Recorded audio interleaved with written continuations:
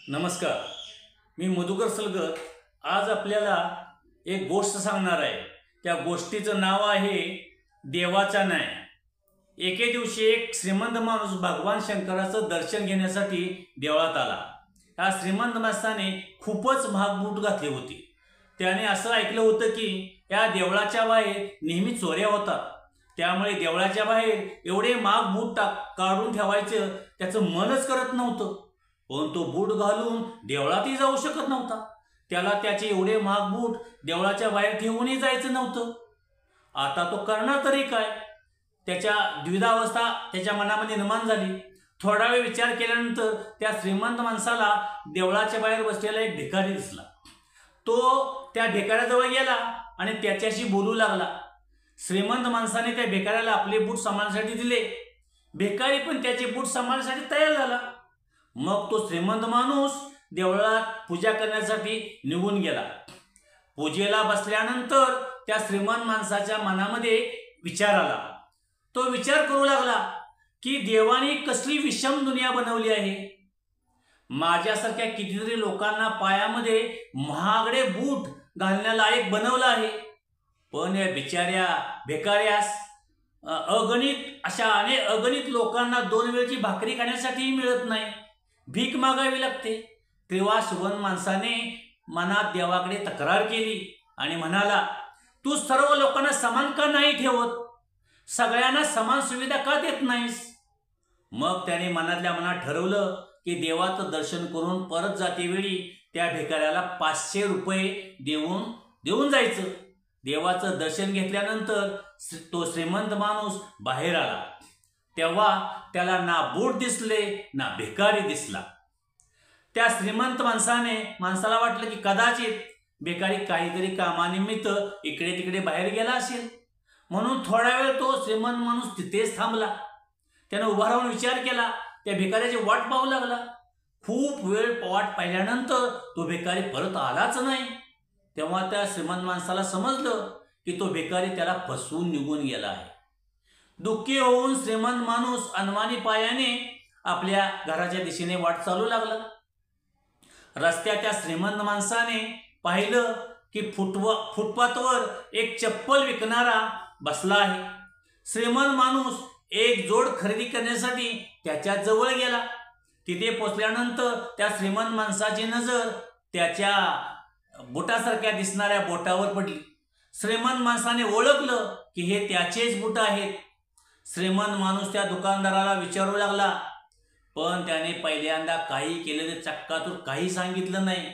पण पुन्हा पुन्हा त्यानं दबाव टाकला, विनंती केली आणि मग त्याने ते मान्य केलं की बूट त्याला एक भिकारी 500 रुपयाला विकून गेला आहे। तो श्रीमंत माणूस चप्पल खरेदी न करता हसत तिथून आपल्या घराच्या दिशेने अनवाणी पायाने चालू लागला। त्याने देवाला केलेल्या आपल्या तक्रारीचं उत्तर मिळालं होतं। त्याला समजलं होतं, जोपर्यंत लोकांचं कर्म समान होणार नाही तोपर्यंत एकही माणूस समान होऊ शकत नाही। देवाने त्या भिकाऱ्याच्या नशिबात 500 रुपये दिले होते, पण कर्म करून त्याला मिळवायचं होतं हे त्या भिकाऱ्याच्या हातामध्ये होतं। जर त्याने चोरी केली नसती तरीही त्याला 500 रुपये मिळणारच होते। कदाचित त्याच्या अशाच वाईट कर्मामुळे तो आज भिकारी झाला असेल। एका नगरामध्ये भगवान शंकराचं एक भव्य मंदिर होतं। त्या ठिकाणी प्रत्येक वर्षी दूरवरून भक्तजन भगवान शंकराचं दर्शन घेण्यासाठी येत असत। श्रावण महिना होता। दूरवरून भगवान शंकराला अभिषेक करण्यासाठी भक्त आले होते। मंदिराच्या आजूबाजूला भक्तांची खूप मोठी गर्दी होती। तेव्हा अचानक आकाशात वीज चमकली आणि सोन्याचं एक ताट खाली आलं। त्याचबरोबर एक आकाशवाणी झाली की जो कोणी भगवान शंकराचा खरा भक्त असेल किंवा प्रेमी असेल त्यालाच हे ताट मिळेल। मंदिराच्या परिसरात असलेल्या सगळ्या भक्तांनी ही आकाशवाणी ऐकली। हळूहळू लोकांची गर्दी झाली। जे लोक मंदिराची देखभाल करत होते त्यांना तर पूर्ण विश्वासच होता की हे ताट आपल्यालाच मिळणार, त्यामुळे ते सगळ्यात पुढे जाऊन उभे राहिले। सगळ्यात पहिल्यांदा एक ब्राह्मण पुढे आला आणि म्हणाला, हे बघा, मी दररोज महादेवाला अभिषेक घालतो, त्यामुळे मी भोलेनाथाचा सगळ्यात जवळचा प्रेमी आणि भक्त आहे, त्यामुळे हे ताट मलाच मिळायला हवं. एवढं बोलून त्या ब्राह्मणानं ते ताट उचललं. जसं त्या ब्राह्मणानं ताट उचललं ते ताट लगेच पितळेचं झालं. हे पाहून ब्राह्मण खूपच लज्जित झाला. ब्राह्मणाने ते ताट पुन्हा त्याच्या जागेवर ठेवलं आणि तिथून निघून गेला. अशा प्रकारे तिथं उपस्थित असलेल्या सगळ्या ब्राह्मणांनी स्वतःची परीक्षा घेतली, पण तिथं असलेल्या सर्व भक्तांमध्ये कोणच खरा भक्त झाला नाही. त्या सर्वांना ते ताट यथास्थानावर ठेवून निघून जावं लागलं. त्यानंतर राजाचं आगमन झालं. राजा पुढे आला आणि म्हणाला, मी महादेवाच्या मंदिरासाठी खूप मोठी दान दक्षिणा इमारत बांधून दिलेली आहे, त्यामुळे हे ताट मलाच मिळायला हवं. एवढे म्हणून राजाने पुढे येऊन ते ताट उचललं. जसं ते राजानं ताट उचललं त्या क्षणी ताट तांब्याचं झालं. हे पाहून त्या राजाला पण खूप लाज वाटली. राजा पण ते ताट तिथंच यथास्थानावर ठेवून बाजूला जाऊन उभा राहिला. त्यानंतर अशा प्रकारे एकापेक्षा एक ज्ञानी दानी महात्मा आणि भक्त आले आणि ताट उचलू लागले. पण कोणाच्या हातामध्ये पितळ तर कोणाच्या हातामध्ये तांब्याचं ताट झालं. पण कोणत्याच भक्ताच्या हातामध्ये ताट ते सोन्याचं झालं नाही. तेव्हा लोकांना समजलं की आपापल्यामध्ये कोणच महादेवाचा खरा भक्त नाही. त्याच वेळी शेतकरी तेथे आला. तो बिचारा कितीतरी महिन्यानंतर आज श्रावण सोमवारच्या शुभ मुहूर्तावर भगवान शंकराचं दर्शन घेण्यासाठी आला. गरिबी आणि संसाराच्या गाड्याखाली दबलेला, दिवस रात्र शेतामध्ये कष्ट करून स्वतःचा आणि स्वतःच्या कुटुंबाचा उदरनिर्वाह करत होता. तो मंदिरात येत होता तेव्हा रस्त्यात त्याला एक भिकारी भेटला आणि खाण्यासाठी काहीतरी मागू लागला. शेतकऱ्या त्या भिकाऱ्यावर दया आली.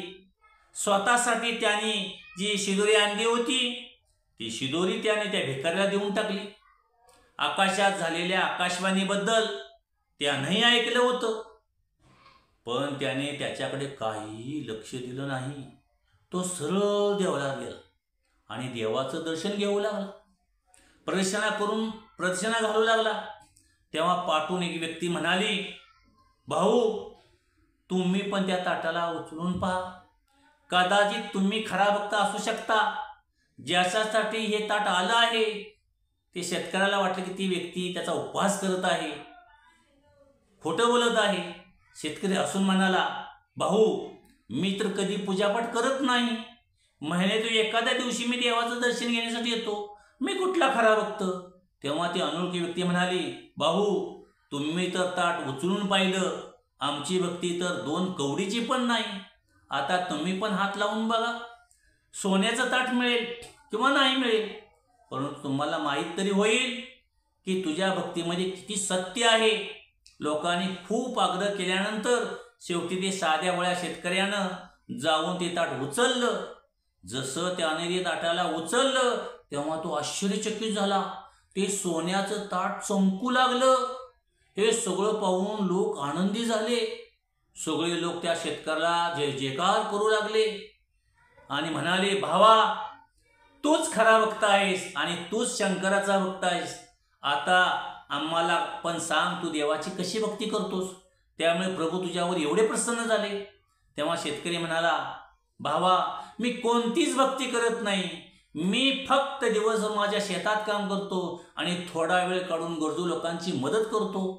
या व्यतिरिक्त मी कोणतंही विशेष काम करत नाही किंवा विशेष कार्य करत नाही. लोक म्हणाले, तू लोकांची मदत का करतोस. शेतकरी हसून म्हणाला, समाधान शांती दुसऱ्याच्या चेहऱ्यावरचं हसू पाहून मला आनंद मिळतो. जी शांती मिळते ते कदाचित हेच कारण असेल की देव माझ्यावर प्रसन्न झाला असेल. मित्रांनो, म्हणून लक्षात ठेवा, सत्कर्माचा आरंभ पण आनंदाने होतो आणि अंत पण आनंदानेच होतो. दुष्कर्माचा आरंभ हा दुःखाने होतो आणि अंत पण दुःखदायी होतो. शेकडो मैल यात्रा करूनही तुम्ही जर दुसऱ्याचं मन दुखवत असाल तर तुमची तपस्या साधना आणि भगवान शंकराचं घेतलेलं दर्शन शून्य आहे. जय भोलेनाथ.